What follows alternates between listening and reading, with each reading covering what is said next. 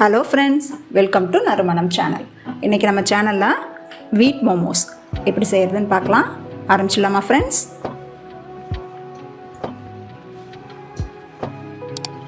அதுக்கு நான் கோதுமை மாவு 1 கப் அளவு எடுத்திருக்கேன்.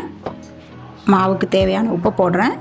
கொஞ்சம் ஆயில் விட்டுட்டு நல்லா இந்த மாவு உப்பு ஆயிலை நல்லா பெசரி விட்டுக்கலாங்க. நல்லா கலந்த பிறகு தேவையான அளவு தண்ணி சேர்த்து மாவை நல்லா சாஃப்டாக பிசைஞ்சு வச்சிடணும்.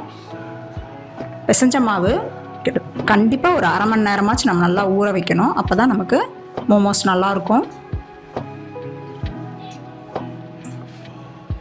பாருங்க, லேசாக நான் தண்ணியை தெளித்து பிசைஞ்சிக்கிறேன். அடுத்து ஸ்டவ் ஆன் பண்ணி ஒரு கடாய் வச்சு ஒரு 2 ஸ்பூன் அளவு ஆயில் விட்டுருக்கேன். இஞ்சி பூண்டு பேஸ்ட்டோ இல்லை அதை நம்ம கிரேட் பண்ணியும் போட்டுக்கலாம். முதல்ல அதை தான் போடுறேன். இது நம்ம மோமோஸில் வைக்கிற வெஜிடபிள் மசாலாக்காக இது ரெடி பண்ணுறோம். இஞ்சி பூண்டோட ரா ஸ்மெல் கொஞ்சம் போட்டோம். அடுத்து ஒரு மீடியம் சைஸ் வெங்காயம் பொடிசாக, எவ்வளோ பொடிசாக அரிய முடியுமோ அவ்வளோ அரிஞ்சுக்கோங்க. அதை சேர்க்குறேன். மோமோஸில் கோஸ் நிறைய சேர்ப்பாங்க. நான் கோஸுக்கு பதிலாக வெங்காயம் போட்டிருக்கேன். பாதி அளவு வெங்காயம் வதங்கினதும் கேரட், ஒரு மீடியம் சைஸ் கேரட் அதையும் துருவி வச்சுருக்கேன். அதையும் இப்போ சேர்த்துடலாம். கேரட்டும் அதிகம் வதங்க வேண்டியதில்லை, ஓரளவு வதங்கினா போதும். இந்த மோமோஸில் நான் சோயா சாஸ், சில்லி சாஸ்ன்னு எதுவுமே சேர்க்க போகிறது இல்லைங்க. நம்ம வீட்டில் இருக்கிற இன்க்ரீடியன்ட்ஸ் வச்சு நம்மளும் ஒரு ஹெல்த்தியான மோமோஸ் எப்படி பண்ணலான்றதுக்காக தான் இது செய்கிறேன். அடுத்து ஒரே ஒரு பச்சை மிளகா பொடிசாக அரிஞ்சு அதையும் சேர்க்குறேன். கொஞ்சம் வதங்கினதும் இப்போது குடமிளகா, பாதி குடமிளகா தாங்க சேர்க்குறேன். நான் என்கிட்ட கொஞ்சம் பெருசாக இருந்தது, அதனால் பாதி சேர்த்துக்கிறேன். சின்னதாக இருந்தால் ஃபுல்லாகவே போட்டுக்கலாம். அதையும் நல்லா பொடிசாக போட்டு வதக்கிக்கலாம். ஆஸ் யூஷுவல் குடமிளகா ரொம்ப வதங்கணுன்றதில்ல. அடுத்து இந்த காய்கறி கலவைக்கு தேவையான உப்பை சேர்த்துடுறேன். ஒரு 1/4 ஸ்பூன் மிளகு எடுத்து 1 பாதியமாக உடச்சி அதை சேர்க்குறேன். இப்போது அதே மாதிரி ஜீரகமும் ஒரு 1/4 ஸ்பூன் தான். இப்போ நான் இந்த தயார் பண்ணியிருக்க காய்கறி கலவை கொஞ்சம் நல்லா ஸ்பைஸாகவும் இருக்கும்.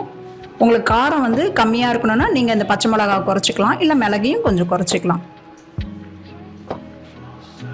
இப்போது ஃப்ளேமை நல்லா ஹையில் வச்சுட்டு எல்லாத்தையும் ஒரு பரட்டிட்டு நான் ஸ்டவ் ஆஃப் பண்ணிடுறேன். கொஞ்சம் கொத்தமல்லியும் சேர்த்துடுறேங்க இறக்கிறதுக்கு முன்னாடி.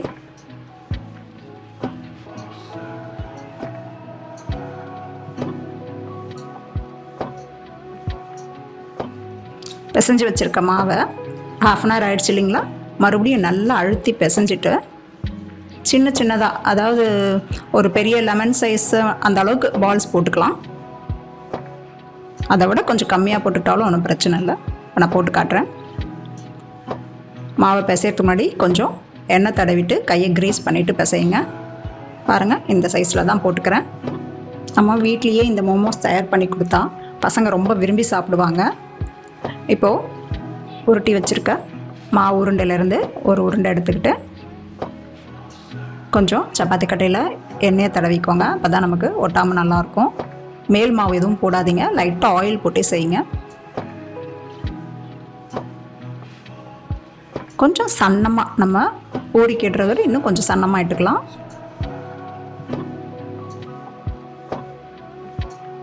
நான் ஷீட்டை இப்போ விரிச்சிட்டு ஒரு டம்ளர்லையோ கிண்ணத்துலையோ கொஞ்சம் தண்ணி எடுத்துக்கோங்க. அந்த மாவை சுற்றி நம்ம திரட்டின பிறகு எட்ஜஸ்லாம் கொஞ்சம் அந்த ஈரத்தை வச்சு வெட் பண்ணிக்கலாம். ஏன்னா நம்ம மோமோஸ் மடிக்கும் போது அழகாக ஒட்டிக்கிட்டு வரும். பாருங்கள், நான் இதை கொஞ்சம் தண்ணி விரலை நனைச்சிக்கிட்டு மாவை சுற்றி ஓரத்தில் தடவி விட்டுடுறேன்.